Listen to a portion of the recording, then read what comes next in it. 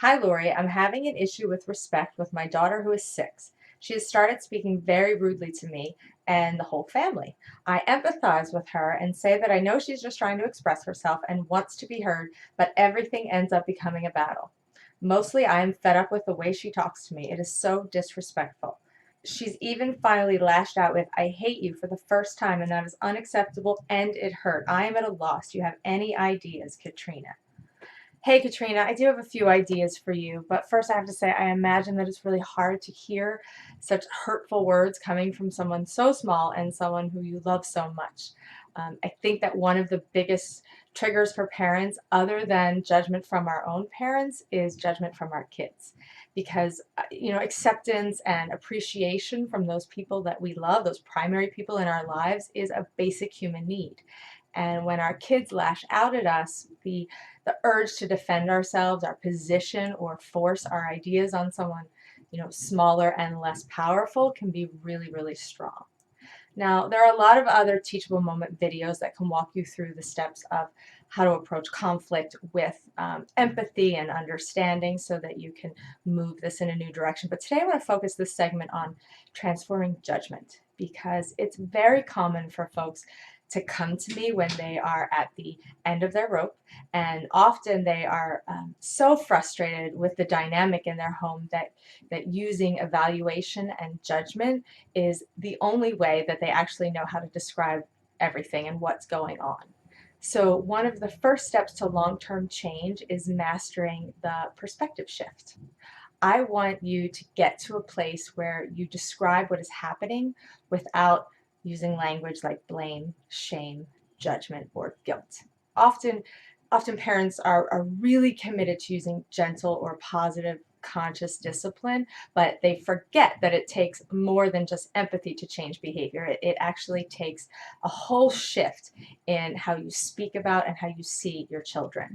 Otherwise, we are going to react from that place of fear, because if we don't change how we see the problem, then the solutions really remain limited. And that's going to be frustrating for you and leading you back into those old habits.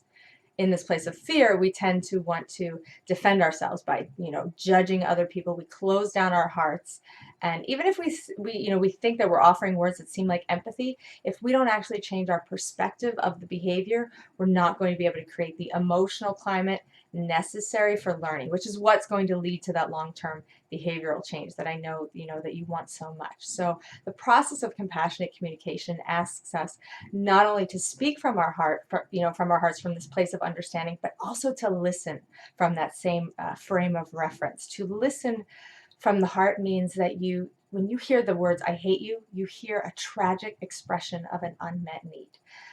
You don't judge the pain and sadness, because when you don't judge pain and sadness, it's a lot easier to want to comfort someone. We can respond to a heart-wrenching plea for being heard or recognized or loved. But when we look and listen with that judgmental lens, we tend to only hear or see the negative. And sometimes our kids lash out because they're immature and they need to feel our connection. And sometimes they don't feel that connection because of the judgments that are coming through, maybe not in our words, but in our tone, in our attitude. And we're sending messages that we don't really mean to send, messages of, you're not worthy of my love right now, you're unacceptable, or you're unlovable. And sometimes, kids' behavior is a reflection of our own inner state. As a kid, that was my specialty, picking up on the emotions of everybody else around me and then reflecting those emotions back to people. And I didn't do this consciously. I was just a super sensitive kid who was an emotional sponge. And kids are very sensitive to our moods.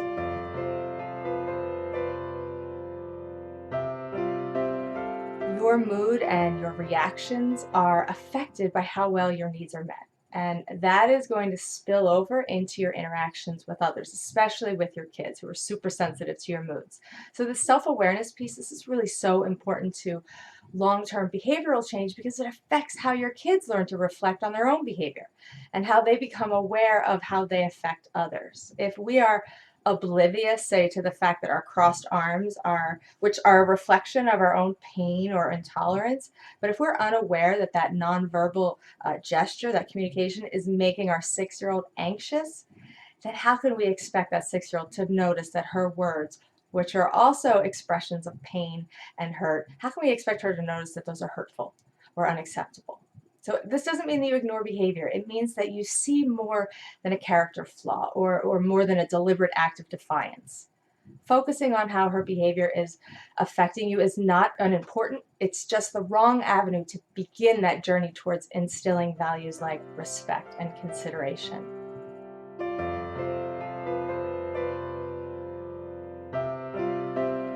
Now, I think that the best protection against this feeling of being disrespected, which can lead us to judge, is letting go of what others think of you, especially when those others are young and immature and hurting themselves.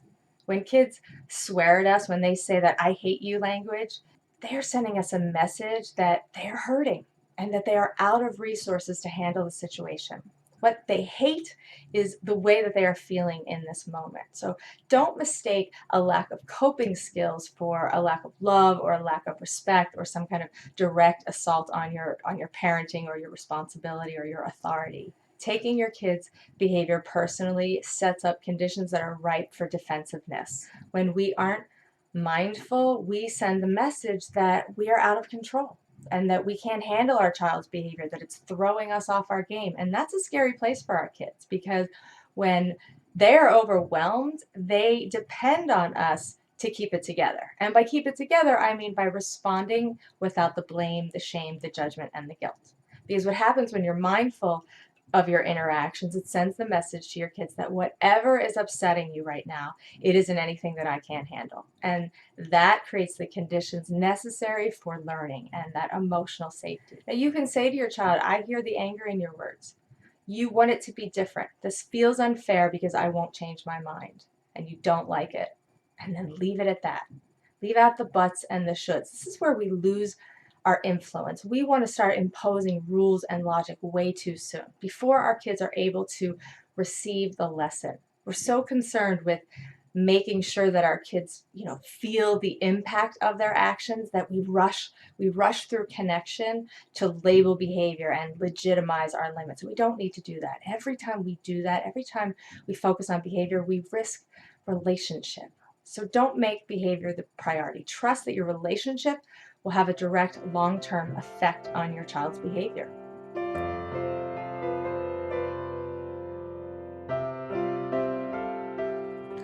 Understand that the emotional climate in your home has a greater effect on your child's behavior than any punitive consequence ever can. So in those moments of I hate you, I want you to have enough self-respect that you no longer get offended. To be fully responsible for your behavior means that you don't allow others to dictate your state of being. So Katrina, that is my teachable moment for you. And let me know how it goes. Be sure to write in and share your story and let me know how things are going in your home. And now I want to hear from you guys. What behaviors from your kids or from others trigger you into this state of judgment and evaluation? And what do you do about it? How do you remove that evaluative lens? Leave me a comment below and share your stories. And of course, if you found this teachable moment helpful, please like it and share it with a friend and subscribe. Get on the list for more of these special goodies and videos that I only share in email. Until next time, everybody, please remember it's about consciousness, not perfection.